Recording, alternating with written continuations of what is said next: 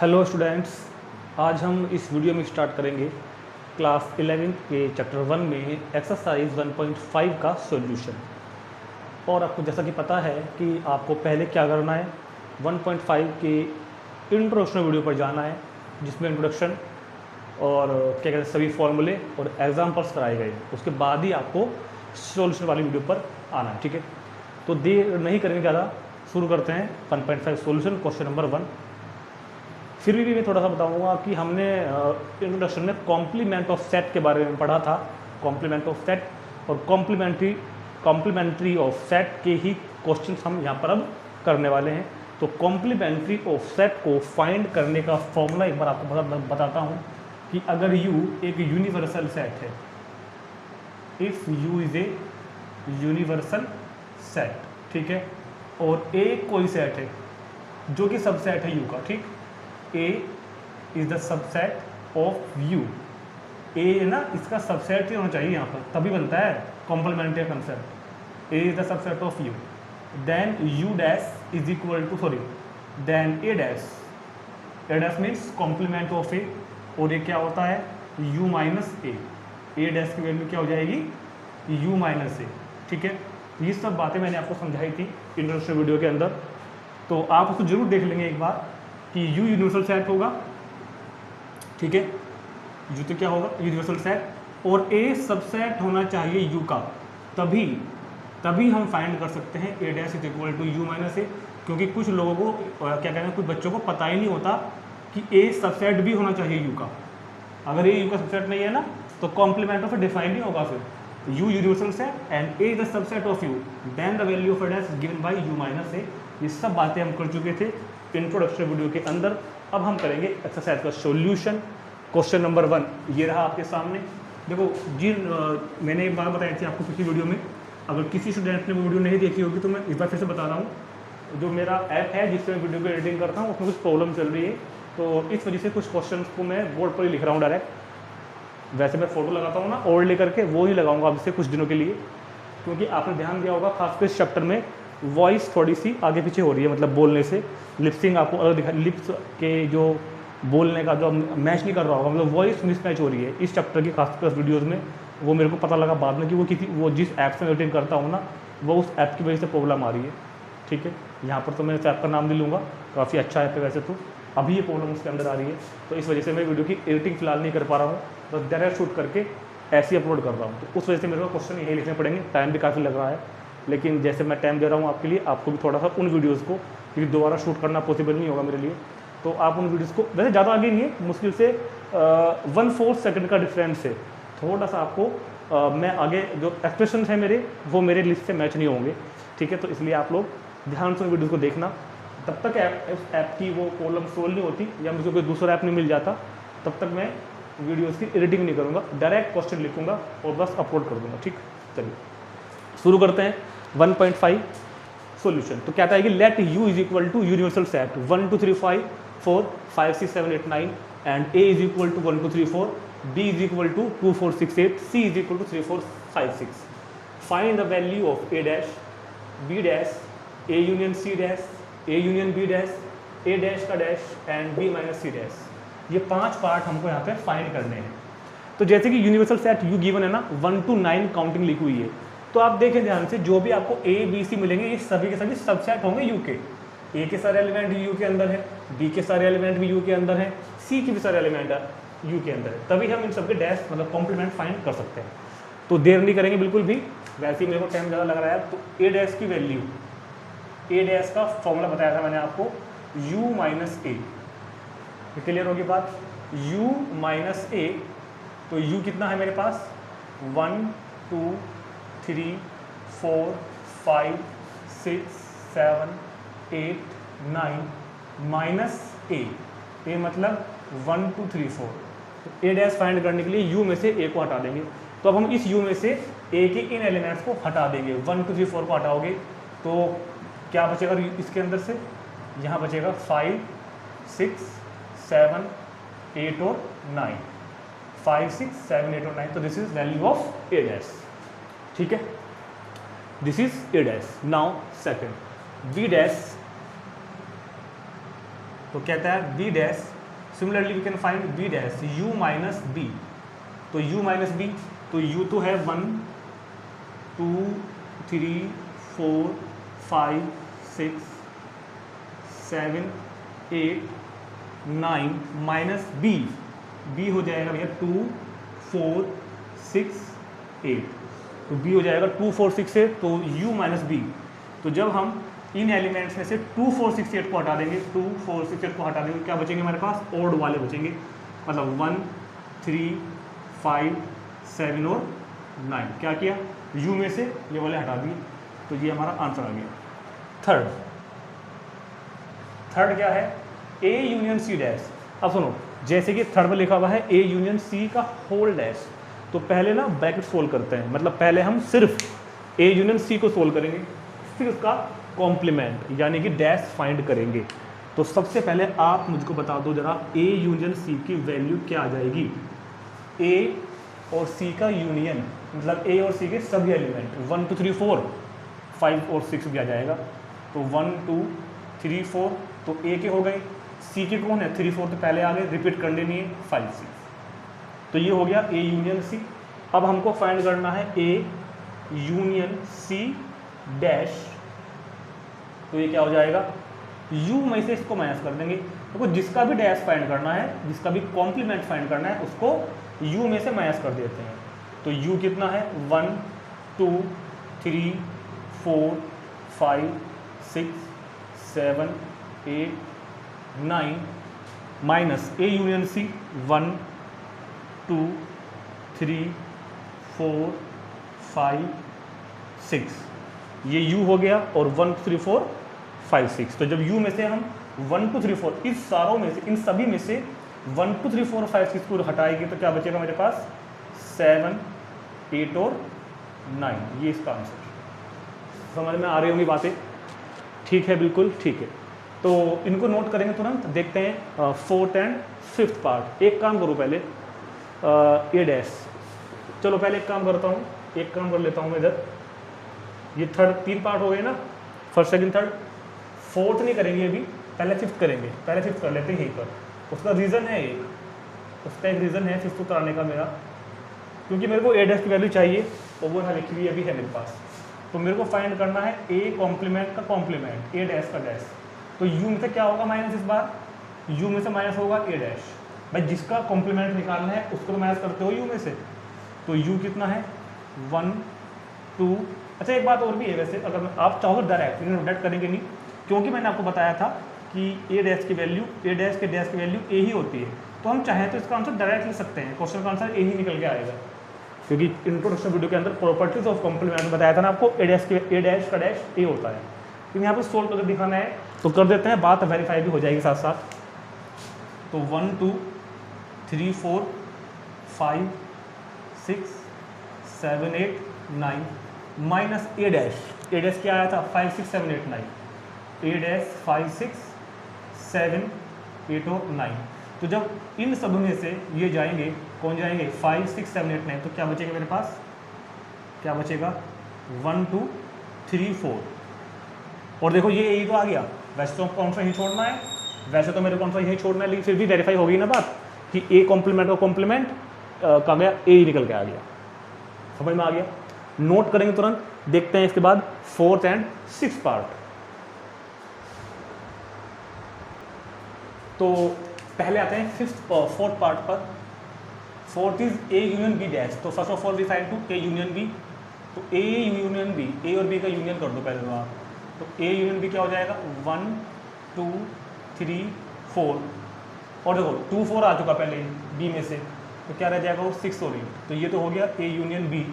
And now A union B का complement, complement of A union B is equal to U minus A union B. तो U कितना है? You है 1 2 3 4, अच्छा ये है ना, यू कितना है? एक से 9 तक, 1 2 3 4 5 6 7 8 माइनस ए और बी का यूनियन, तो यू लिखा ना मैंने अभी, ए और बी का यूनियन 1 2 3 4 6 और 8। तो इन सारों में से इनको हटा देंगे, तो 1 2 3 4 गया, क्या रह जाएगा मेरे पास 5, ठीक है, 6 भी जाएगा, क्या बचेगा 7, 8 भी जाएगा। अगर किसी को कोई प्रॉब्लम आ रही है ना कि मैं कैसे फाइंड कर रहा हूँ, तो जाकर जरूर एक बार इंट्रोडक्शन वीडियो देखना, तभी आपको अच्छे से समझ में आएगा कि यहाँ पे हो क्या रहा है। चलो जी, 6 पार्ट है b माइनस सी का कॉम्प्लीमेंट। तो पहले फाइंड करेंगे b माइनस सी, तो पहले b माइनस सी फाइंड कर लेते हैं। b हो जाएगा 2, 4, 6, 8 माइनस सी 3, 4, 5, 6। सी कितना हो गया 3, 4, 5, 6। और जब b में से c को हटाओगे तो 2, 4, 6, 8 में से इनको माइनस करोगे तो सुनो, जो इसमें से वो हटेंगे जो कॉमन दोनों में है। तो 4 दोनों में कॉमन है, 4 हटाना है, 6 दोनों में कॉमन है, 6 हटाना है, और इसके बचे हुए लिखने हैं। तो क्या लिखेंगे 2 और 8, जैसे निकालते हैं ना डिफरेंस, 2 और 8 बच गया। अब इसका complement of b minus C define is u minus b minus C. तो यूनिवर्सल सेट में से इसको माइनस कर देंगे, तो मतलब क्या कर देंगे 1, 2, 3, 4, 5, 6, 7, 8 माइनस सी 3, 4, 5, सॉरी क्या कर रहे हैं यार, b माइनस सी कितना है 2, 8। तो इसमें से माइनस कर देंगे 2 और 8। तो जब 2 और 8 जाएगा यहाँ से, अच्छा 9 भी था क्या, 9 भी है, तो क्या बचेगा मेरे पास 1, 2 गया तो 3, 4, 5, 6, 7, 8 गया तो 9। ये इसका आंसर आ गया। ठीक, तो क्वेश्चन 1 इज कंप्लीट। समझ में आ भी गया होगा आपके कॉम्प्लीमेंट ऑफ सेट को कैसे फाइंड करते हैं। ठीक है, अभी मैं आपकी बात बताना चाह रहा हूँ कि एक या 3 बात बताना चाह रहा हूँ। Number first, number second, number third. देखो कुछ स्टूडेंट्स ऐसे होते हैं ना जिनको ऐसा लगता है कि ये क्वेश्चन तो हम करने आते हैं, थोड़ा फास्ट कराओ, आगे कराओ। देखो वीडियो बनाई जा रही है हर स्टूडेंट को देखते हुए, चाहे थोड़ा वीक हो, चाहे स्ट्रॉन्ग हो पढ़ने में, कैसा भी हो। तो जिन स्टूडेंट्स को ऐसा फील होता है कि भाई थोड़ा फास्ट करें, तो वैसे तो आजकल हर बच्चे को सब कुछ पता है, मुझसे ज़्यादा पता होगा आप लोगों को इस बारे में। फिर मैं बताऊँगा कि यूट्यूब पर एक ऑप्शन होता है जिसमें आप वीडियो को 2 टाइम या 3 टाइम स्पीड पर देख सकते हैं। 1.5 स्पीड भी आती है, थोड़ा सा मतलब फास्ट वे में, थोड़ा सा फास्ट कर, जो आप अभी देख रहे होंगे वीडियो वो 1 टाइम पर देख रहे होंगे, जो नॉर्मल शूट हुई हुई है। तो जिनको थोड़ा फास्ट देखना है, जो थोड़ा सा मतलब माइंड उनका शार्प है, समझ सकते हैं बातों जल्दी से, तो आप वीडियो को थोड़ा सा फास्ट करके देख सकते हैं। दूसरा 10-10 सेकंड का स्किप का ऑप्शन भी आता है, जिसको लगता है कि ये क्वेश्चन तो मेरे को आता है, बहुत तेजी से क्यों करवा रहे हैं, तो आप तुरंत अपना तो जो राइट क्लिक करेंगे ना बार बार, तो 10 सेकंड स्किप हो जाती है वीडियो, वैसे दे सकते हैं। तीसरा, कई बार बच्चों की शिकायत आती है वीडियो क्वालिटी को लेकर, तो वीडियो क्वालिटी के लिए वैसे आपको सब पता है, फिर भी आप यूट्यूब के ऑप्शन में जाना, सेटिंग में जाकर वीडियो क्वालिटी का ऑप्शन आएगा, वहाँ पर आपको 240p, 360p, 720p तक के ऑप्शन मिलेंगे लिखे हुए। मैक्सिमम वाला कर देना तो अच्छा व्यू, आपको क्वालिटी बिल्कुल क्लियर दिखाई देगी। और भी बताऊँ, एक एडवांस भी लिखा हुआ आता है, एडवांस में होता है 1080p। भले ही आपका डाटा ज़्यादा लगेगा, लेकिन आजकल सबके पास वाईफाई है लगभग, तो आप 1080p जाकर देखें, आपको बिल्कुल क्लियर पिक्चर दिखाई देगी। ठीक है, तो इन बातों को जिनको नहीं पता था वो भी इन बातों को यूज कर सकते हैं, नोट करेंगे। तुरंत चलते हैं नेक्स्ट क्वेश्चन पर। Question number 2, if u is equal to ABCDEFGH find the complements of the following sets. इन सभी सेट्स के कॉम्प्लीमेंट फाइंड करने हैं। फर्स्ट, सेकंड, थर्ड, फोर्थ में 4 सेट्स हैं, 1 बाई 1 ABCD। तो फर्स्ट पार्ट पर देखते हैं पहले ABC। तो सॉल्यूशन में आएंगे। फर्स्ट पार्ट क्या फाइंड करना है, चारों की कॉम्प्लीमेंट। तो पहले A डैश करते हैं, A dash is equal to U minus A, A dash is equal to U minus A। तो U हो जाएगा ABCDEFGH,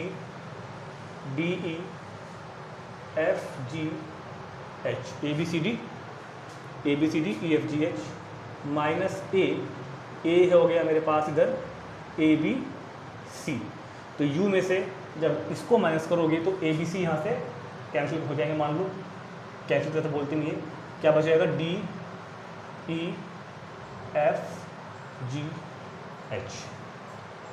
सेकेंड पार्ट है B dash, complement of B।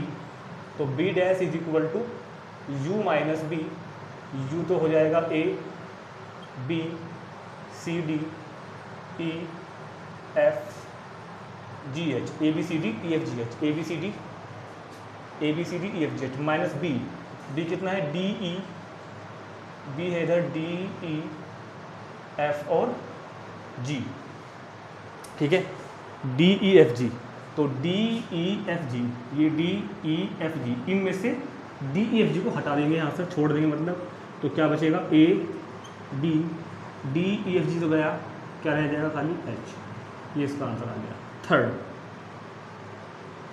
Third में है सी डैश कॉम्प्लीमेंट ऑफ सी, मतलब कि यू माइनस सी, क्या हो जाएगा u माइनस सी, तो u हो जाएगा A B C D E F G, A B C D E F G H, minus C, C है ए सी ई जी, सी कितना है ए सी ई जी, तो यहाँ से ए को हटाओ, सी को हटाओ, ई को हटाओ, जी को हटाओ, ए सी ई जी को हटाओ, तो क्या बचेगा बी, बी के बाद में डी, डी के बाद में एफ, एफ के बाद में एच।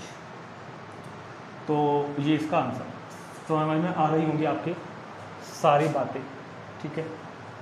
डी डैश मतलब u माइनस डी, तो u means A B C D E F G H, A B C D E F G H, ठीक है, माइनस डी, डी मतलब एफ जी एच ए, इन सब में से F G H को हटा देंगे, एफ जी एच और ए को भी हटा देंगे, तो क्या बचेगा B C D E, B C D, ये इस क्वेश्चन का आंसर। तो अब मेरे को पूरी उम्मीद है कि कॉम्प्लीमेंट ऑफ ए या फिर कॉम्प्लीमेंट ऑफ एनी सेट तो आपको फाइंड करना आ ही गया होगा। नोट करेंगे, चलते हैं नेक्स्ट क्वेश्चन पर। क्वेश्चन नंबर 3 बहुत ही इंपॉर्टेंट क्वेश्चन है, 11-12 पार्ट है। ऐसा नहीं है कि एग्जाम में यदि आएगा तो सारे पार्ट आएंगे, कोई एक ही आता है, एक दो आते हैं, लेकिन इसको वही समझ सकता है जिसको बहुत अच्छे तरीके से even number, odd number, natural number, integer, native number, prime number, composite number का पूरा ज्ञान है। ये सब बातें मैं आपको पहले बहुत बार समझा भी चुका हूँ वैसे तो, ठीक है। तो उन सब बातों के ऊपर ही अब हम क्वेश्चन नंबर क्या कहते हैं 3 करेंगे। कह रहे कि taking the set of natural number as universal set, इन सभी क्वेश्चनों के लिए यूनिवर्सल सेट जो हमको कंसिडर करना है ना, वो मानना है set of natural number N, N को मानना है यहाँ पर यूनिवर्सल सेट, ठीक है। यूनिवर्सल सेट किसको मानना है, एन को, मतलब n इज इक्वल टू यहाँ पर क्या होने वाला है 1 2 3 4 5 6 and so on. This is a universal set for all the question, सभी के लिए यही यूनिवर्सल सेट होगा। तो कह रहा है कि write down the complement of the following sets, इन सभी सेट्स के कॉम्प्लीमेंट्स फाइंड करने हैं। 6 पार्ट लिखे हैं, 6 इसके बाद में लिख लेंगे तब कर लेंगे। तो देखो वहाँ पर सिर्फ क्वेश्चन में इतना लिखा है सेट बिल्डर फॉर्म में, याद रहे अगर क्वेश्चन आपको सेट बिल्डर में दिया हुआ है तो आंसर भी आपको सेट बिल्डर में ही देना है। वैसे तो कुछ जरूरी नहीं होता, लेकिन फिर भी तरीका यही होता करने का। तो कह रहा है कि अच्छा मैंने तुमको ए बी सी डी मान लिया, ए बी सी डी ई मान लिया, ठीक है। तो फर्स्ट क्या है, X such that X is N even natural number. Question में कुछ नहीं है, अगर आपको नंबर सिस्टम पता है तो x such that X is N even natural number. अब मुझको ये बता दो, जो सेट ए है वो है सेट की जो रोस्टर फॉर्म में अगर मैं इसको लिखूँ रोस्टर फॉर्म में, तो क्या होगी इवन नेचुरल नंबर, मतलब क्या हो जाएगा 2 4 6 8, यही तो होगा। अच्छा फाइंड क्या करना है, कॉम्प्लीमेंट, मतलब ए डैश, ए डैश होता है यू माइनस ए, और यू कौन है यहाँ पर एन, यूनिवर्सल सेट को यहाँ पर एन है ना, तो एन माइनस ए। अब मैं अगर इस एन में से इनको घटा दूँ, इनको माइनस कर दूँ, ऑल नेचुरल नंबर में से ऑल इवन नंबर हटा दूँ, तो मेरे भाई मुझे लग रहा है कि ओड नंबर निकल के आएंगे 1 3 5 7 9, ओड नंबर तो निकल के आएंगे ना। तो आंसर भी इसी भाषा में लिखेंगे हम, क्या कि एन माइनस ए क्या हो जाएगा, एक्स सच दैट एक्स ऐसा होगा is an odd natural number, is an odd natural numbers, ये इसका answer is an odd natural numbers. तो यूनिवर्सल सेट एन में से हमने सारे इवन नंबर हटा दिए, तो क्या बचेंगे ओड नंबर। ऐसे सेकंड पार्ट है X such that X is an odd natural number. इस बार जो सेट बी है वो ओड नेचुरल नंबर्स का सेट है, ओड्स का। ओड मतलब 1, 3, 5, 7। जब सब नंबर में से हम ओड को माइनस कर देंगे तो इवन बच जाएंगे इस बार तो 2, 4, 6। तो b complement of b dash is equal to होगा n माइनस बी, और n माइनस बी क्या हो जाएगा, set of all even numbers, क्योंकि नेचुरल में से हमने ओड हटा दी है ना। तो x such that x is an even natural number, is N even natural numbers, ये इसका answer. Third, S such that X is A positive multiple of 3। इस बार क्या कह रहा है, positive multiple of 3। Positive multiple of 3 मतलब होता है 3 का टेबल, 3, 6, 9, 12, 15, 18 एंड सो ऑन, सारे इनफाइनाइट तक जितने भी नंबर 3 से कट सकते हैं वो सब सेट सी के अंदर है। X such that X is A positive multiple of 3। अगर आप इन एन में से इनको हटाओगे तो क्या बचेंगे, 1, 2। एन में से ये हटा दिए मैंने, 3 आएगा नहीं, 4, 5, 6 नहीं आएगा, 7, 8, 9 नहीं आएगा, तो 10, 11, 12 नहीं आएगा, तो 13, और ये चलता रहेंगे। मतलब ये नंबर वो आएंगे जो 3 से नहीं कटते, ये नंबर वो आएंगे 3 से नहीं डिवाइड हो पाते, मतलब 3 के मल्टीपल नहीं है, ये नंबर 3 के मल्टीपल नहीं होंगे। तो सी डैश होगा इस बार n माइनस सी, मतलब मतलब क्या कहते हैं n मतलब सारे नेचुरल नंबर में से 3 के मल्टीपल को हमने हटा दिया, तो क्या बचेगा, x such that x is not a, x such that x is not a multiple of 3, x such that x is not a multiple of 3, और x बिलोंग किससे कर रहे हैं, नेचुरल नंबर के सेट से। मतलब x जो होगा वो होंगे तो नेचुरल नंबर ही, ये सब है तो नेचुरल नंबर ही, मगर 3 के मल्टीपल नहीं होंगे। तो x such that x is not a multiple of 3, ये 3 का मल्टीपल तो होगा नहीं, बिलोंग करेगा n से, मतलब n में से 3 के मल्टीपल को हटा दिया। चलो fourth, S such that x is a prime number. अब हमको पता हो पहले कि d डैश क्या है, n minus B. All prime numbers d के अंदर हैं। अब प्राइम नंबर कौन से होते हैं, जो सिर्फ अपने आप से डिविजिबल हो अदर देन 1 को छोड़ के। 1 प्राइम नंबर नहीं होता, तो d क्या होगा, 2, 3, 5, 7, 2, 3, 5, 7, ठीक है, और 8 कट जाता है, 9 भी, 10 भी, 11, 12 कट जाता है, 13, 14 कट जाता है, 15, 16, 17। ये नंबर जो सिर्फ अपने आप से डिविजिबल हो, किसी और नंबर से ना हो जाता है, तो क्या बोलते हैं उसको, प्राइम नंबर। और इसके अलावा जो बचते हैं, अगर कोई नंबर प्राइम नहीं है तो फिर उसको बोलते हैं कंपोजिट नंबर। अगर कोई नंबर प्राइम नहीं है तो क्या होता है, फिर वो कंपोजिट नंबर, ठीक है। लेकिन एक के बारे में भी हम बात करेंगे। तो हमने क्या किया, इन सारे नंबर्स में से इनको हटा दिया, तो एक तो 1 रह गया, 2 गया, 3 गया, 4 आएगा, 5 गया, 6 आएगा, 7 गया, 8 आएगा, 9 भी आएगा, 10। ये क्या हो रहा है, डी डैश। नेचुरल नंबर में से मैं प्राइम्स को हटा रहा हूँ, तो 1, एक तो 1 बचा, और ये सारे बोले जाते हैं कंपोजिट नंबर। 1 जो होता है ना, 1 ना तो प्राइम होता ना कंपोजिट, 1 कैसा भी नहीं होता, ना तो प्राइम होता ना ही कंपोजिट होता। तो कई बार मैं देख चुका हूँ इस क्वेश्चन में बच्चे ये मिस्टेक करते हैं कि वो क्वेश्चन को इस तरह फील कर लेते हैं कि ओनली लैंग्वेज के रूप में। वो समझते हैं कि x such that is the prime number, और नेचुरल नंबर में से हमने प्राइम नंबर निकाल दिए, तो क्या बचेंगे, कंपोजिट नंबर। तो क्या होगा, X such that X is a composite number. लेकिन ये आंसर अधूरा है अभी, x such that X is a composite number, क्योंकि सेट के अंदर जो बचा है ना, अब वो कंपोजिट तो बचे ही हैं, साथ साथ 1 तो बचा है, और 1 कंपोजिट नहीं होता। तो अगर हमने केवल इतना लिखा है ना, x such that X is a composite number, तो मतलब हमने अभी भी 1 को मेंशन नहीं किया इसमें। साथ में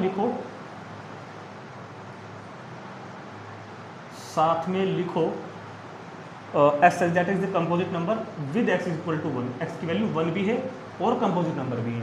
कभी आप केवल कंपोजिट लिख के ही छोड़ दो, तो क्योंकि नंबर प्राइम नहीं होते, जो नंबर प्राइम नहीं होते वो कैसे होते हैं, कंपोजिट होते हैं, या फिर वो 1 होता है।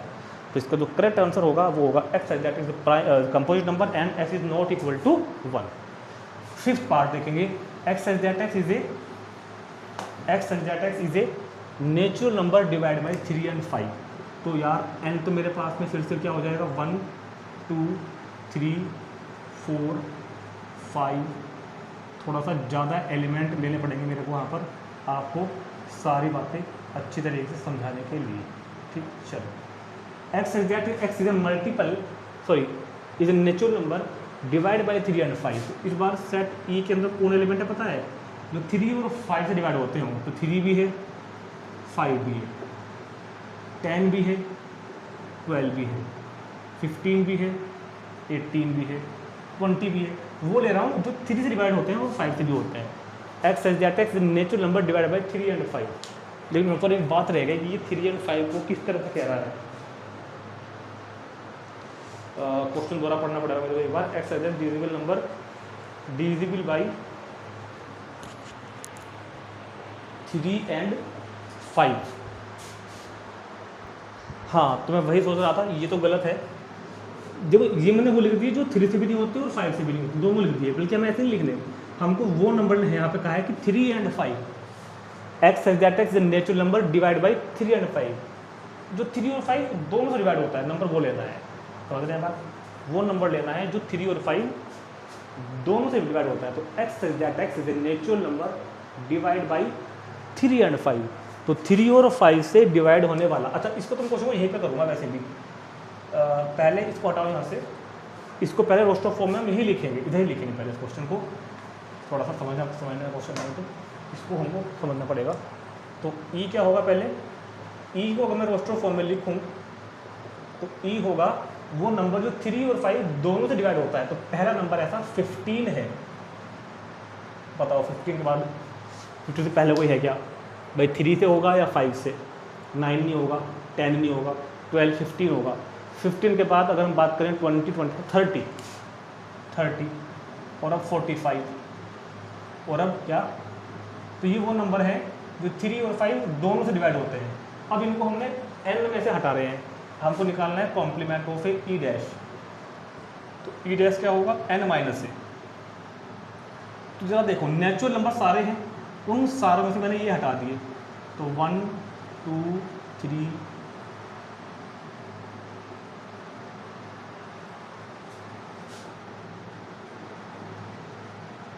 14 के बाद 16, ये 50 मैंने गैप कर दिया, 17 और अब तो डैश लगा दो। ठीक है, तो ये सेट को क्या नाम दोगे? रोस्टर फॉर्म में तो ये आ ही गया। अगर इसको सेट बिल्डर में लिखेंगे ना तो लिखेंगे हम X as that X belongs to N. X है तो नेचुरल नंबर ही, और वो एक्स ऐसा है, x is not divisible by 3, x is not divisible by 3 और x is not divisible by 5। समझो बात को, पहले मैं अब समझाता हूँ एक बार। डिविजिबल बाई 5 क्योंकि ये तो आंसर पीछे भी लिखा हुआ है। अब जो नंबर लिखे हुए हैं ना, ये वे नंबर हैं जिनमें से आप कोई एक नंबर पकड़ोगे, यानी कि x, जिसको मैंने x बोला है, x सच दैट x ऐसा है जो बिलोंग तो कर रहा है n को, है तो नेचुरल नंबर। अब x 3 से डिवाइड नहीं होगा, या वो x 5 से डिवाइड नहीं होगा, या लगा और का मतलब यहाँ पे या होता है, और मतलब या। तो अगर आप कोई भी नंबर पकड़ोगे ना तो या तो वो 3 से डिवाइड नहीं हो रहा होगा, या वो 5 से डिवाइड नहीं हो रहा होगा। चाहे चेक कर लो, एक है 3 से नहीं होता, 5 से। इसके अंदर दोनों बातें आती हैं, या तो 3 से डिवाइड नहीं होगा, या 5 से डिवाइड नहीं होगा, या दोनों से ही नहीं होगा।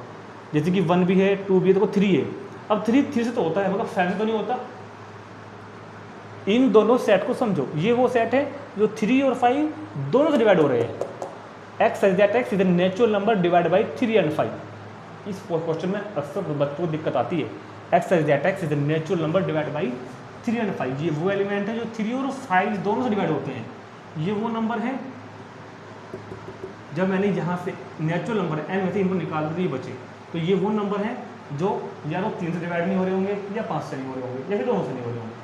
जैसे 2 को पकड़ो तो दोनों से नहीं होता, 3 5 से नहीं होता, 4 दोनों से नहीं होता, 5 3 से नहीं होता। ठीक है, तो यहाँ वो एलिमेंट्स हैं जो 3 या 5 से डिवाइड नहीं होते। समझ में आ गया होगा, नोट करेंगे तुरंत। देखते हैं क्वेश्चन नंबर 6। तो एफ में क्या कह रहा था ये? एफ में क्या रहा था ये? X such that X is a perfect square number. X such that X is a perfect square number. Perfect square number समझते हो ना, x such that X is a perfect square number. तो perfect square number मतलब ये वाले जिनकी square root निकल जाते हैं इजीली, 1, 4, 9, 16, 25, 36, इनको बोलते हैं परफेक्ट स्क्वायर। अब नेचुरल नंबर में से इनको हटा दो तो एफ डैश क्या होगा, एफ डैश होगा n माइनस एक्स। तो जो बचेंगे वो क्या बचेंगे, नॉन परफेक्ट स्क्वायर नंबर। मतलब ये 2, 3, 5, 6, 7, 8 ये होते हैं non perfect square number. Natural number में से जब हम इसको हटा देंगे तो हमारे पास बचेगा भैया x such that X is a non perfect square number. Non perfect square number, ठीक है। तो नोट करने पर इन 6 पार्ट को देखते हैं, अगले 5 जितने भी पार्ट हैं वो देखते हैं। नेक्स्ट देखते हैं 7 part. G is equal to X such that X is the perfect cube, ठीक है। अच्छा यहाँ पर एक बात अगर आप ध्यान दें, आपको अगर आपने ध्यान दी हो तो जो क्वेश्चन पर हमने फर्स्ट पार्ट किया था, first, second, third, fourth, fifth तक के क्वेश्चन में ना सब में लिखा हुआ है कि एक्स सच दैट एक्स, अगर इवन है तो भी लिखा हुआ है इवन नेचुरल नंबर, ओड है तो लिखा हुआ है ओड नेचुरल नंबर, प्राइम है तो भी लिखा हुआ था प्राइम नेचुरल नंबर, इस तरह से लिखा हुआ था, ठीक है। ये भी पॉजिटिव नंबर जो भी था लिखा हुआ था। मगर अभी क्वेश्चन में कुछ नहीं लिखा, परफेक्ट क्यूब लिखा है, X plus X such that X plus 5 is equal to 8 लिखा है। यहाँ पे ये बताएं नहीं कि एक्स किससे बिलोंग कर रहा है, एक्स नेचुरल नंबर है या फिर एक्स इंटीजर है या फिर एक्स क्या है, बताया नहीं, ठीक। ये बात समझ में आ गई ना। यहाँ पे मेरे को अभी बात को समझानी है आपको कि यहाँ पर एक्स के बारे में कुछ नहीं कहा, ठीक। क्योंकि मैंने आपको शायद पहले कभी ये बात बताई थी, मुझे याद तो नहीं है, लेकिन मैं बताता हूँ अपने हर लेक्चर में लगभग, मतलब जहाँ पर जरूरत पड़ती है वहाँ पर या आगे बताऊँगा कि अगर कभी किसी क्वेश्चन में एक्स के बारे में कुछ नहीं कहा कि एक्स क्या है, तो एक्स को क्या मानते हैं, real number, all real number. X can be, x कुछ भी हो सकता है। अगर इसके बारे में कुछ नहीं कहा तो एक्स बिलोंग करेगा आर को, रियल नंबर को, ठीक। मगर इन क्वेश्चनों में आपको एक्स को रियल नंबर नहीं मानना। जैसे क्या लिखा हुआ है, X such that X greater than equal to 7। अगर सिर्फ ये बात लिखी हुई है तो यहाँ पे कुछ ये तो नहीं कहा ना कि एक्स किससे बिलोंग कर रहा है, तो हम क्या मान लेंगे तुरंत, एक्स बिलोंग कर रहा है रियल नंबर को। लेकिन यहाँ पर नहीं मानना, क्योंकि हम यूनिवर्सल सेट को कॉपी कर रहे हैं। यूनिवर्सल सेट, अगर हम यूनिवर्सल सेट को पढ़ रहे हैं, कॉम्प्लीमेंट फाइंड कर रहे हैं, तो मैंने आपको कंसेप्ट, आपके अगर क्लियर है तो मैंने आपको एक बात समझाई थी कि यूनिवर्सल सेट पढ़ते समय, कॉम्प्लीमेंट ऑफ सेट को फाइंड करते समय जो भी सेट दिए हुए होंगे ना, वो सभी सेट यूनिवर्सल सेट के सबसेट होते हैं। ये सभी सेट यूनिवर्सल सेट के सबसेट होते हैं। तो क्वेश्चन नंबर 3 के अंदर जो 6 के 6 पार्ट हैं, ये सारे ही सेट यूनिवर्सल सेट, और यहाँ पर यूनिवर्सल सेट कौन है, एन के सबसेट हैं। मतलब ये सारे सेट नेचुरल नंबर के सबसेट हैं, तो इन सबको हम नेचुरल नंबर कंसिडर कर रहे हैं। समझ में आ गई बात। ये मैंने आपको बात शुरुआत में समझाई थी ना कि यूनिवर्सल सेट का टॉपिक करते समय या कॉम्प्लीमेंट जब फाइंड करते हैं तो ऑब्वियसली कॉम्प्लीमेंट को तो यूनिवर्सल से ही मैच करेंगे ना। तो जितने भी सेट दिए हुए होते हैं वो सब यूनिवर्सल सेट के ही सबसेट हैं, ठीक है। और जब ये सब यूनिवर्सल सेट के सबसेट हैं तो मतलब सब के सब नेचुरल नंबर के अंदर ही हम काम कर रहे हैं, हम नेचुरल नंबर से बाहर नहीं जा सकते, ठीक है। अगर हम कुछ और टॉपिक कर रहे होते तब हम एक्स को एनी रियल नंबर मानते। चलो आगे चलते हैं। फाइंड करना है X such that x the perfect cube. Perfect cube मतलब जैसे परफेक्ट स्क्वायर होते हैं ऐसे होता है परफेक्ट क्यूब। इनको बोलते हैं परफेक्ट क्यूब, जिनके क्यूब पता होते हैं अपने को, इसका 1 है, इसका 2, 3, 4, 5। इसके अलावा बचते हैं को बोलते हैं नॉट परफेक्ट क्यूब। तो सिंपल सी बात है, सिंपल सी बात क्या है, जब मैं जी डैश फाइंड करूँगा तो क्या करना होगा मेरे को, n माइनस जी। तो n माइनस जी क्या बच जाएगा, x such that X is not a perfect cube. X such that X is not a perfect cube. और आप यहाँ पर लिख दो अपनी तसल्ली के लिए x बिलोंग्स टू n, क्योंकि हम n में ही काम कर रहे हैं। सेकंड देखते हैं, डैश मतलब x such that X plus 5 is equal to 8। तो x plus 5 is equal to 8 को जब हम सोल्व करेंगे तो x की वैल्यू क्या आ जाएगी, 3। अब नेचुरल नंबर के सेट में से, इस पूरे सेट में से आपको माइनस करना है h। मतलब इस सेट की जो roster form I implies set h की रोस्टर फॉर्म क्या आ गई, 3। तो h डैश क्या होगा, h डैश होगा n माइनस h। इस n में से इस h को हटा दो, मतलब नेचुरल नंबर में से 3 को हटा दो। नेचुरल नंबर के सेट में से सिर्फ 3 को हटा दो, तो क्या लिखेंगे, x such that x belongs to n। Natural number में से h को हटा दो, 3 को हटा दो, तो x बिलोंग तो करेगा n से ही, लेकिन 3 के इक्वल नहीं होगा, बस इतना लिख देंगे। भाई सारे नंबर आ रहेंगे ना ये वाले, ये सभी आएंगे बट 3 नहीं आने का, तो लिख दिया ऐसे ही हमने, ये भी ऐसे हो जाएगा। X such that x 2x + 5 = 9, तो 2x = कितना हो गया 4, तो s = हो गया 2। अब ये इसकी रोस्टर फॉर्म आ गई भाई, i = इसकी रोस्टर फॉर्म क्या आ गई इस बार 2।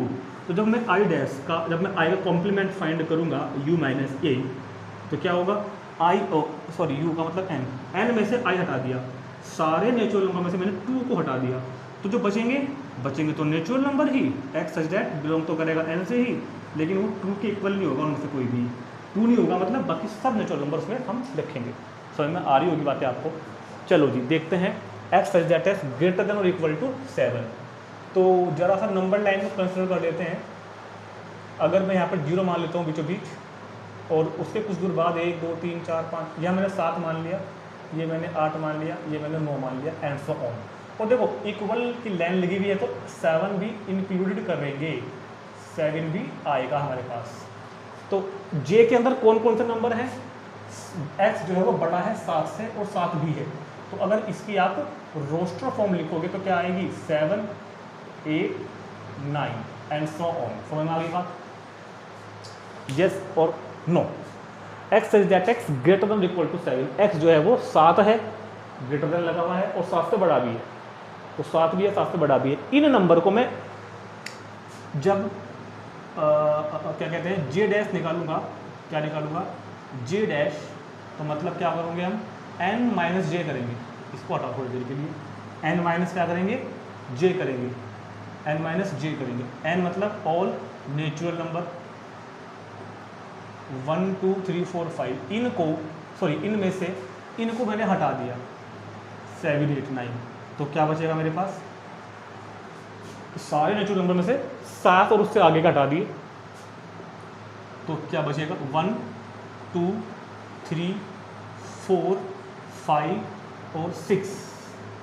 ठीक, अब या तो यही छोड़ दो आंसर, या लिख दो रोस्टर फॉर्म में, x such that x belong तो करता है n से, और x 6 और 6 से लेस देन है, मतलब बिलोंग तो कर रहा है n से ही है, तो नेचुरल नंबर ही 6 और उससे छोटे हैं। चलो 11 क्या था, x such that x 2x + 1 greater than 10।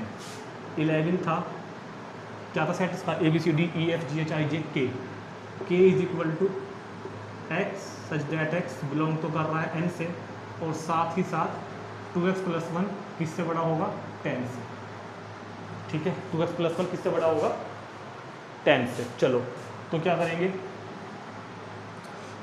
2x + 1 greater than 10, 1 को धर ले जाओ, तो 2x, वैसे तो मैं आपको इनइक्वलिटी सोल्व करनी बाद में बताऊंगा, फिलहाल आप इक्वल टू की तरह उसको ट्रीट करो, इक्वल टू लगा होता है, 1 को उधर भेज दिया, तो x ग्रेटर देन 9/2 मतलब 4.5, x किससे बड़ा है 4.5 से, और नेचुरल नंबर भी है, x 4.5 से बड़ा है और नेचुरल नंबर भी है, तो 0 1 2 3 4, ये हो गया 4.5, ये हो गया 4.5, x 4.5 से बड़ा है, मतलब ये वाले सब नेचुरल नंबर हमने यहाँ पे आ गए, ये सब नेचुरल नंबर सेट के अंदर हैं, क्योंकि x किससे बड़ा है 2x + 1 ग्रेटर देन 10, मतलब x की वैल्यू क्या आ गई 9/2 4.5, x 4.5 से बड़ा नेचुरल नंबर है, तो इस सेट की जो क्या कहेंगे रोस्टर फॉर्म आएगी, वो आएगी 4 से बड़े नेचुरल नंबर, मतलब 5 6 7, और इन सभी को मैंने n में से हटा दी, क्योंकि मैं फाइंड करूँगा k डैश मतलब n में से k को हटाएंगे, तो क्या बचेंगे सारे नेचुरल नंबर में से 5 और उससे आगे के हटा दिए, तो बचेंगे 1 2 3 4, और 1 2 3 4 को हम क्या लिख देंगे x such that x belongs to n, और x जो है वो लेस देन इक्वल टू 4 है, क्या है लेस देन इक्वल टू 4।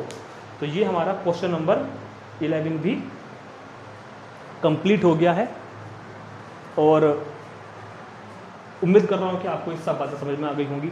और जैसे कि मैंने जब सब आपको चैप्टर का इंट्रोडक्शन कराया था ना 1.1 में, तो मैंने आपको बताया था कि सेट की जो सेट बिल्डर फॉर्म होती है ना, उसको लैंग्वेज के रूप में लिखने में थोड़ा सा डिफरेंस हमारा अलग आ सकता है बुक से या फिर किसी और बच्चे से।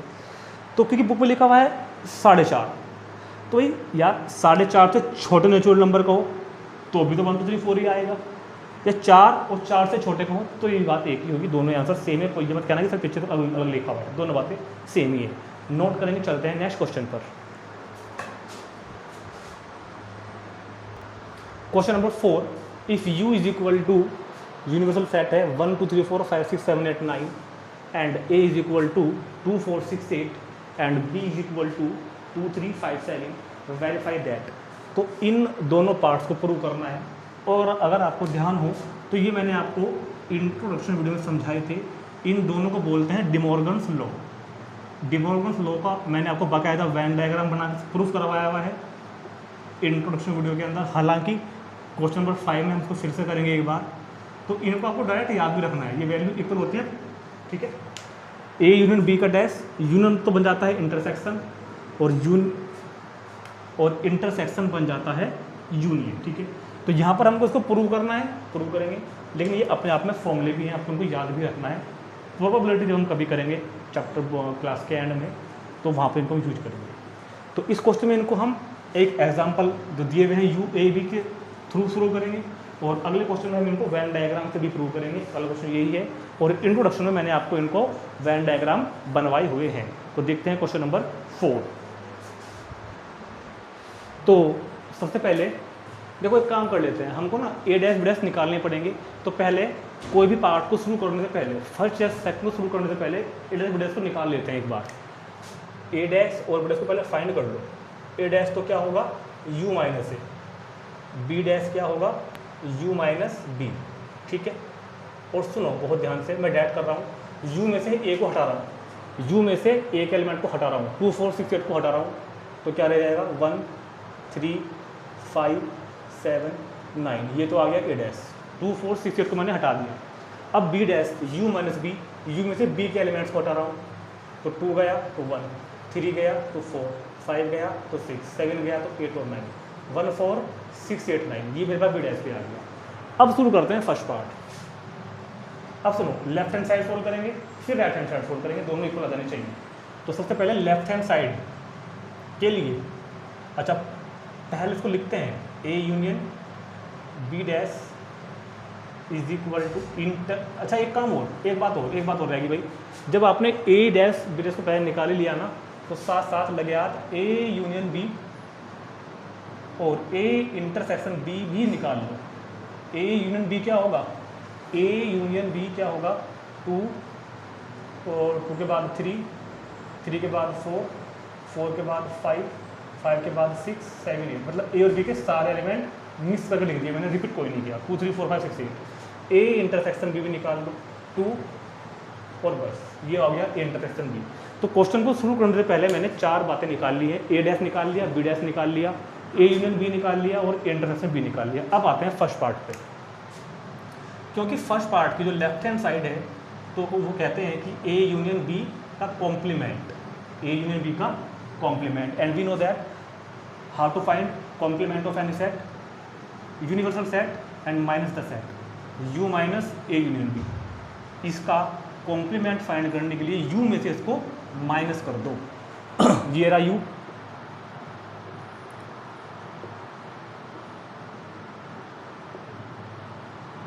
ये तो रहा u, और ये रहा a यूनियन b।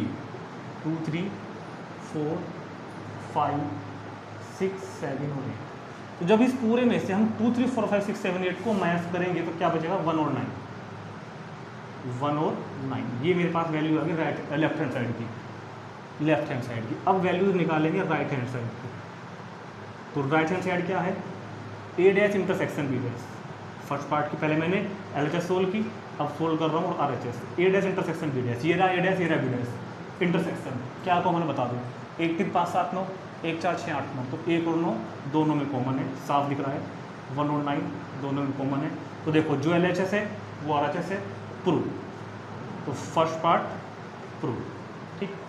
अब देखते हैं इसका सेकंड पार्ट। दोनों ही डिमोर्गन लॉ बोल जाते हैं, De Morgan law first and De Morgan law second. Second में क्या रहा है, A intersection B dash.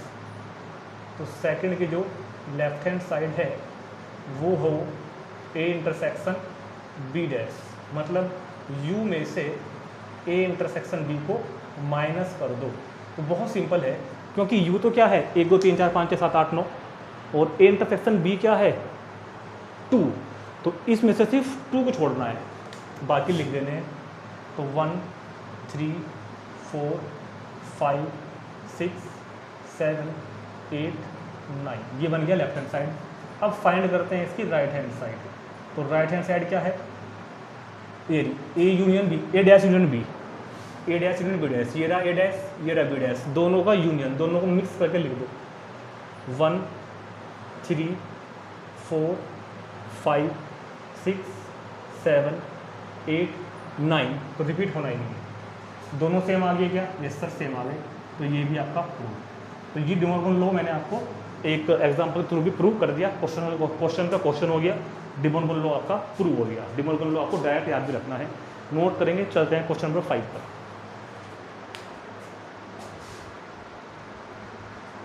Question number 5 बहुत इंपॉर्टेंट है, अलग क्वेश्चन है, सिर्फ एक मात्र क्वेश्चन हमारी बुक का जिसमें हमको वेन डायग्राम प्रूव करने ड्रॉ करने के लिए आया है। ठीक, तो draw the appropriate Venn diagram of the following sets. इन चारों सेट्स का वेन डायग्राम प्रूव कर सिर्फ बनाकर दिखाना है, कुछ इसका प्रूव करने के लिए लिखा, वो तो मैं आपको एडिशन में करा दूंगा अपनी तरफ से कि भाई देखो ये दोनों वेन डायग्राम सेम है।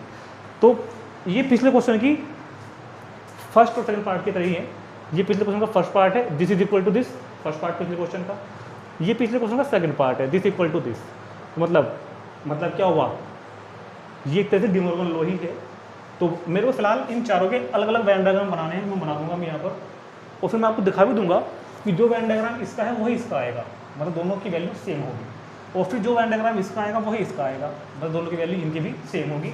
और ये मैंने आपको अपनी जो शॉर्ट वीडियो बनाता हूँ, शॉर्ट वीडियोज़ के भी समझाया हुआ है, जाकर देख लें एक बार। और क्या कहते हैं कि इंट्रोडक्शन भी समझाया हुआ है। ठीक है, तो देखते हैं इसका पहला पार्ट, ए यूनियन बी का डैश।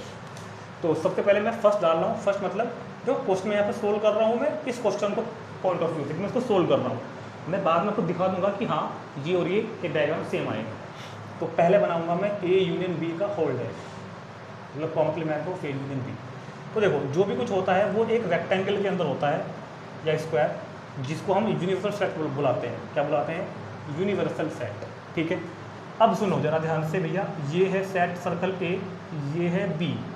पहले मैं बना रहा हूँ ए यूनियन बी, पहले मैं क्या बना रहा हूँ इधर, ए यूनियन बी। ये जो शेड कर रहा हूँ इसके ऊपर, ये छोड़ो, डैश कर देता हूँ एक बार में, ए यूनियन बी का कॉम्प्लीमेंट। ये सेट अगर ए है और ये सेट अगर बी है, तो ए का और बी का जो पूरा पोर्शन है ये क्या होता है? A union B. ये जो पूरा पोर्शन है ए का भी पूरा, ये बी का भी पूरा और बी का भी पूरा, इसको बोलते हैं ए यूनियन बी। और मुझको फाइंड करना है कॉम्प्लीमेंट। तो कॉम्प्लीमेंट कैसे फाइंड करते हैं?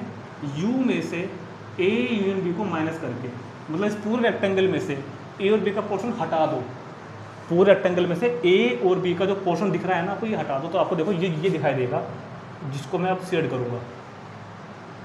ये पोर्शन आपको दिखेगा जब मैं यू में से ए और बी को बाहर निकाल दूंगा।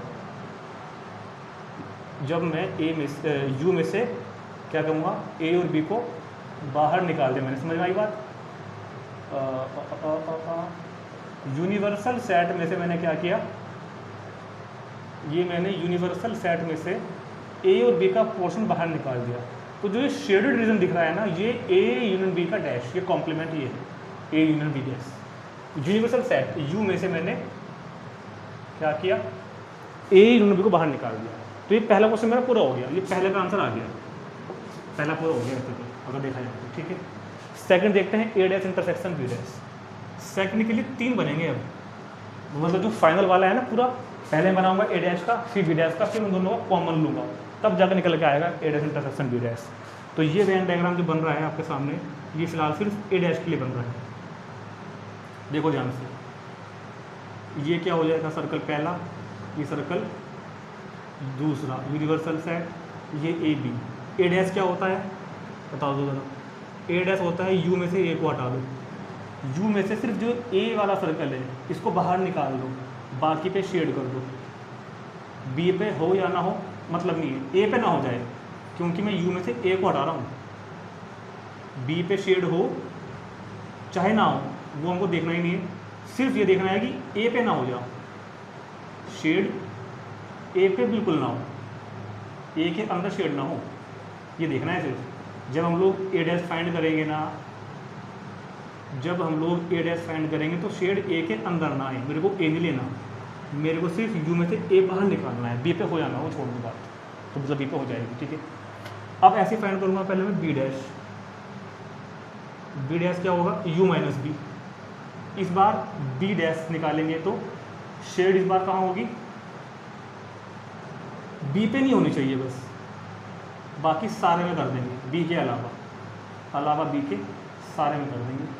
Universal set, set A, set B, ये बी ये ए, इस बार शेड बी पे ना हो जाए, क्योंकि जब बी डैश फाइंड कर रहे हैं तो यू में से मैंने बी बाहर कर दिया, यू में से हमने बी निकाल दिया, तो जो शेड पोर्शन दिख रहा है ये बी डैश है, ठीक है। तो ये क्या है, बी डैश, ये अंदर के साथ बाबू ठीक होगी बात। चलो जी, चलो, ये हो गया बी डैश, ये ए डैश है, ये बी डैश है। अपने को क्या चाहिए, ए डैश इंटरसेक्शन बी डैश, दोनों का इंटरसेक्शन, ठीक है। तो इन दोनों का intersection, A dash intersection B dash, बस फाइनली कर रहे हैं खत्म, सेकंड पार्ट भी हो जाएगा। इन दोनों शेड में, ये ए डैश का है, ये बी डैश का है, दोनों में जो कॉमन शेड अगर दिख रही हो किसी बच्चे को, बता देख के मेरे को, कॉमन शेड यू, कॉमन मतलब दोनों शेड का कॉमन पार्ट। अगर आप बहुत ध्यान से देखें तो ए के और बी के जो बाहर का पार्ट है वो यहाँ भी शेडेड है, यहाँ भी शेडेड है, मतलब ए के भी बाहर का और बी के भी बाहर का। ए के अंदर का यहाँ शेडेड नहीं है, बी के अंदर का यहाँ शेडेड नहीं है, और दोनों के बीच का भी शेडेड नहीं है। मेरे को देखना है कॉमन शेड, इंटरसेक्शन मतलब क्या है, कॉमन शेड देखनी है आपको। अब जो शेड होगी ना वो कॉमन पार्ट पे हो जाएगी, जो शेड कॉमन है, कॉमन शेड। भाई कॉमन ए वाला कॉमन है क्या, क्योंकि यहाँ पे नहीं है, यहाँ है, तो ए तो कॉमन नहीं हुआ। बी शेड, बी वाली शेड कॉमन है क्या, ये भी कॉमन नहीं है, क्योंकि दोनों में नहीं हो रही। ये बीच की दोनों में नहीं हो रही, दोनों में शेड कहाँ हो रही, सिर्फ बाहर बाहर, तो बाहर बाहर कर दो। दोनों में शेड कहाँ हो रही है, सिर्फ बाहर बाहर। दोनों में जो शेड हो रही है मेरे को कॉमन पे करनी है ना, तो दोनों में जो शेड हो रही है वो बाहर बाहर हो रही है, बाहर, ए के ही बाहर और बी के ही बाहर, ये दोनों की कॉमन शेड है। ए डैश वाले वेन डायग्राम की और बी डैश वाले वेन डायग्राम की ये कॉमन शेड होगी। और ध्यान से देखो, अच्छा पहले देखो कि क्वेश्चन तो पूरा हो गया। अगर अपने क्वेश्चन की बात करें तो क्वेश्चन तो मेरा हो गया पूरा, सेकंड पार्ट पूरा। और क्योंकि डी मॉर्गन लॉ मेरे को प्रूव कराना है वेन डायग्राम से, तो अगर हम देखें तो पहला वाला और दूसरे वाला वेन डायग्राम सेम ही है, जो ये है वही ये है, मतलब ए यूनियन बी डैश की वैल्यू ए डैश इंटरसेक्शन बी डैश की इक्वल होती है। ये आपको मैंने वेन डायग्राम से भी बात प्रूव करा दी। चलो अब देखते हैं third, A intersection B dash, ये तो मैं बना दूंगा एक में ही, ए इंटरसेक्शन बी डैश क्यों बन जाएगा, ये तो एक में बन जाएगा आराम से। इसको ऐसे ले लेते हैं, यूनिवर्सल सेट यू, सेट ए, ठीक है, सेट बी। ए और बी का कॉमन कहाँ होता है, ये कॉमन पार्ट है ए और बी का, ये ए और बी का कॉमन पार्ट है, ठीक है। और करना क्या है, यू में से घटाना है इसको, यूनिवर्सल में से ए इंटरसेक्शन बी को करना है माइनस। तो ये जो इतना हिस्सा है इसको यू में से मैंने बाहर निकाल दिया, इतने हिस्से को बाहर निकाल दिया यू में से, तो शेड कहाँ होगी, इस हिस्से के बाहर, मतलब इस पर शेड नहीं हो जाएगा, शेड इस पर ना हो बस, और सारे में चाहे कहीं भी हो जाए, शेड इस पर ना हो बस, ये देखिए ध्यान रहे, शेड जो हो गया आपकी वो ए और बी के कॉमन में ना हो, तो ये तो बोल रहे हैं ना, A union A intersection B का कॉम्प्लीमेंट, ठीक है, ये हो गया ये, ठीक। तो हमने बीच में शेड नहीं की, यहाँ शेड नहीं की, क्योंकि मेरे को यूनिवर्सल सेट से इसको हटा देना है इसलिए, ठीक। ये बन गया मेरा थर्ड वाला क्वेश्चन, तो पूरा ये भी हो गया। अब देखते हैं फोर्थ,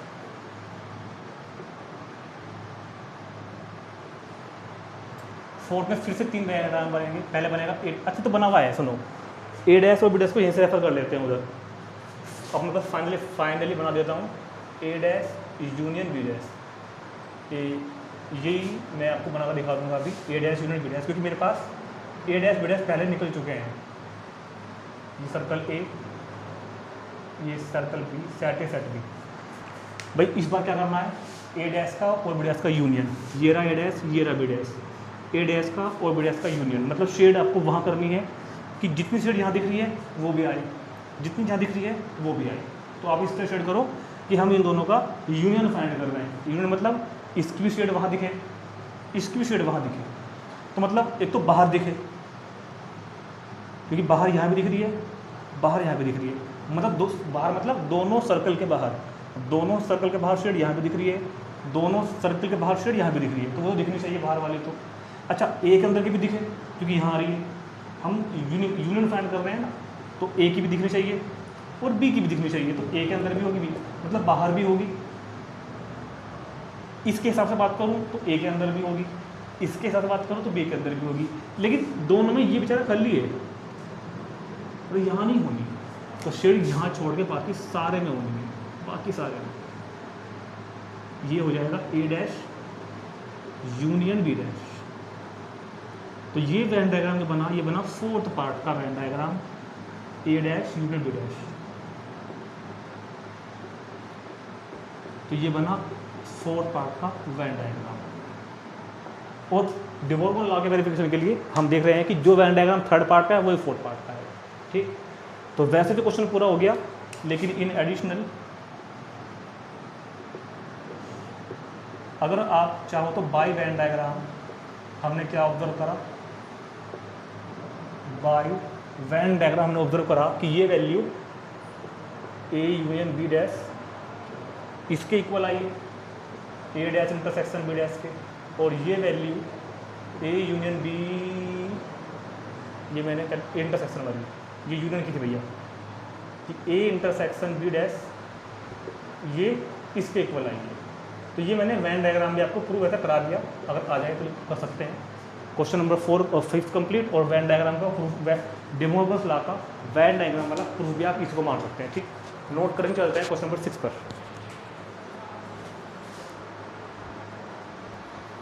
तो अब देखते हैं हम क्वेश्चन नंबर 6 और 7, लास्ट है दोनों।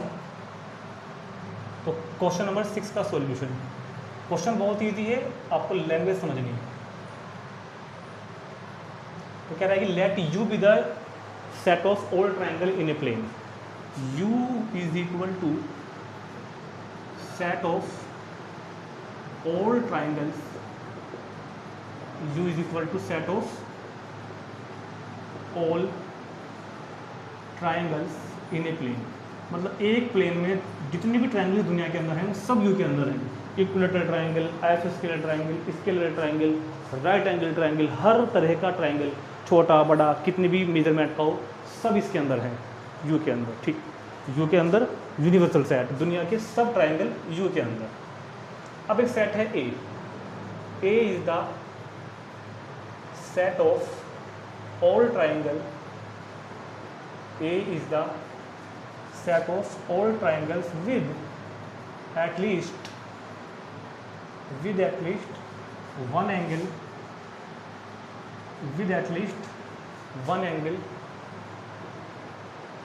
with at least one angle different from 60 degree, जिनका एक एंगल 60 डिग्री से अलग हो। अब फाइंड करना है complement of A dash, U में से ए को हटा दो, यू में से ए को हटा दो, तो क्या बचेगा वो बताना है। यू में से ए को हटा दो, सारे ट्रायंगल में से वो ट्रायंगल्स हटा दो जिनका एक एंगल 60 डिग्री से अलग है, तो ट्रायंगल कौन से बचेंगे वो हम यहाँ पर लिख देंगे, ठीक। चलो, नहीं समझ में आई बात। जब तक आपको ए नहीं पता होगा तब तक क्वेश्चन नहीं समझ में आएगा। ए में कह रहा है भैया, अच्छा मैं बताऊँ ट्रायंगल किस तरह के होते हैं।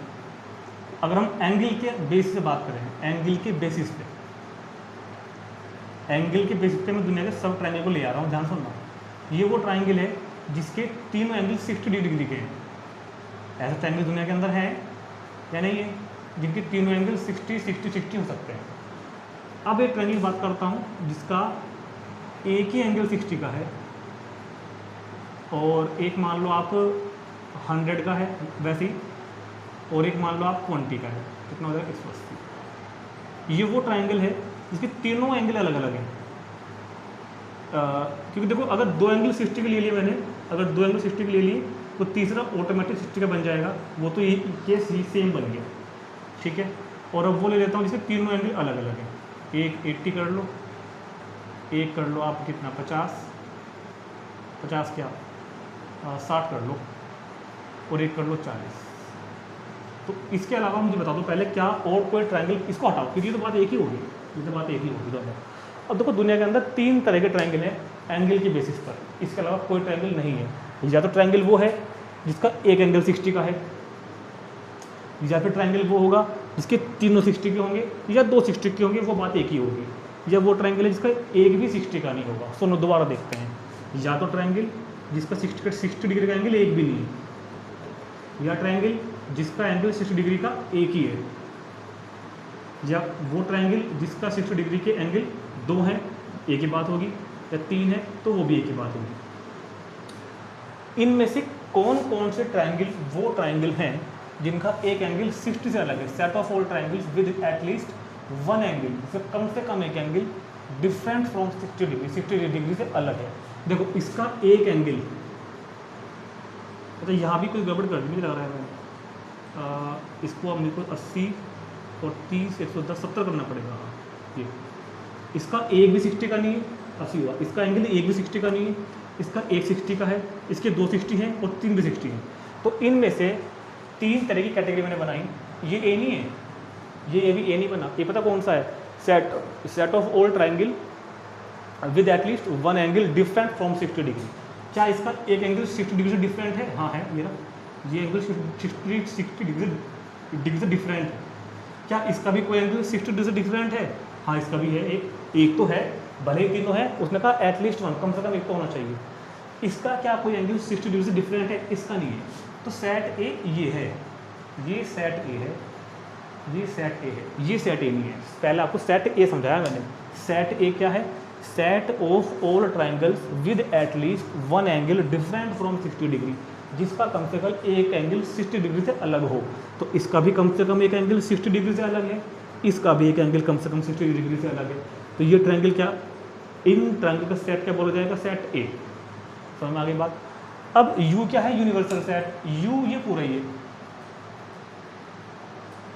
U ये पूरा ही हो गया। अब ये भी आ गया। अब भैया हम बोल रहे हैं ए कॉम्प्लीमेंट, U में से A को हटा दो तो ये बच गया क्या खाली? ये वाला। U में से अगर मैं A को हटा दूँ, सारे ट्रायंगल्स में से मैं ये वाले हटा दूँ, तो केवल क्या बचेंगे? जिसके तीनों एंगल 60 के होंगे। मतलब क्या बचेगा? Set of triangles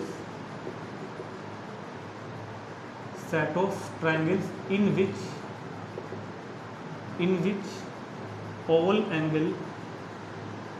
which all angles are 60 degree, that is set of equilateral triangle, that is set of equilateral triangle। इस क्वेश्चन का आंसर क्या होगा? ए डैश क्या होगा? Set of equilateral triangle. समझ में आ गया होगा? तुरंत नोट करेंगे। देखते हैं लास्ट का क्वेश्चन, छोटा सा क्वेश्चन होगा लास्ट का। ये सिलेबस पूरे करने हैं। आपको कॉम्प्लीमेंटर में पता है तो कुछ नहीं, क्वेश्चन में मात्र 1 मिनट का क्वेश्चन है, लास्ट क्वेश्चन है। तो देखते हैं क्वेश्चन नंबर 7 का सॉल्यूशन।